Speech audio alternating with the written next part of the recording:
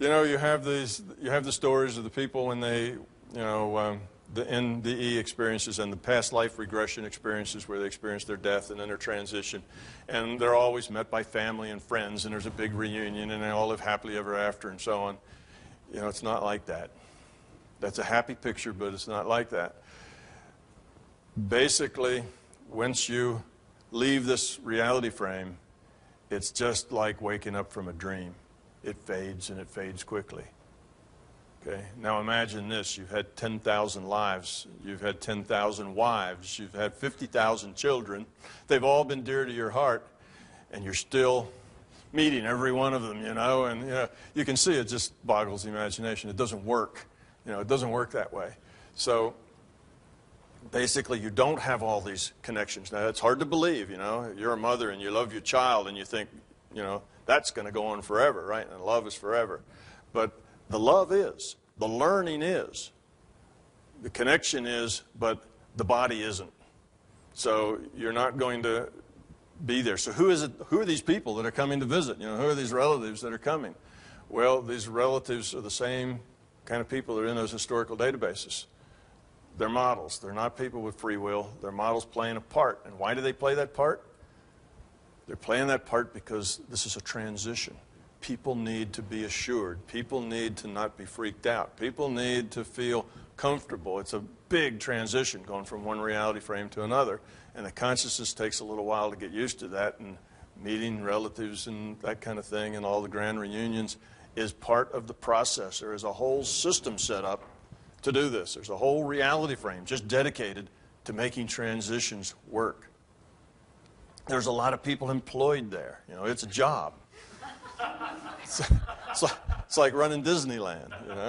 It's a job, and they have people who specialize in transitions that do this sort of thing. So that's part of the way the larger consciousness system helps you evolve.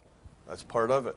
So, that's a bubble that most people don't want to be busted because that's kind of a pretty picture.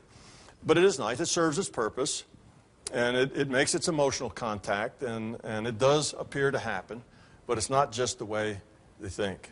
When this reality's gone, it starts to fade, and you go on and do other things. You're not stuck here. You go see Uncle Fred. He died 30 years ago, and there he is still wearing that same suit.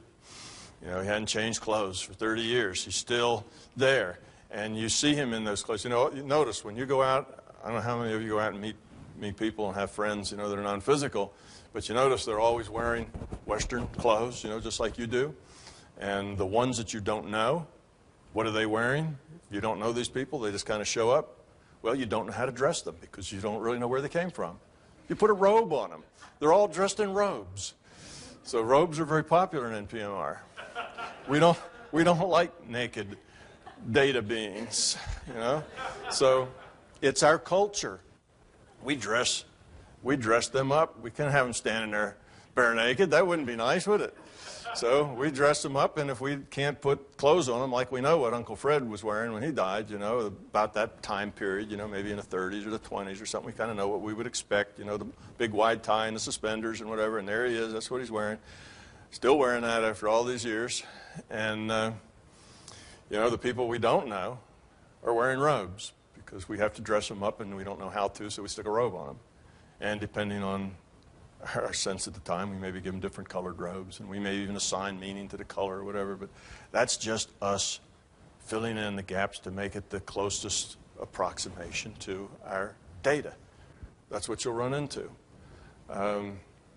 In the non-physical realities, let's say the OS part, you can manifest things with your mind there. So if you're out in that out-of-body state and you decide that what you'd really like to have is a cherry vanilla ice cream cone, poof, there it is. Doesn't work like here. You can do that there, and you can lick it, and it'll taste delicious. That's just the way that works. What you think is what you get in that reality frame.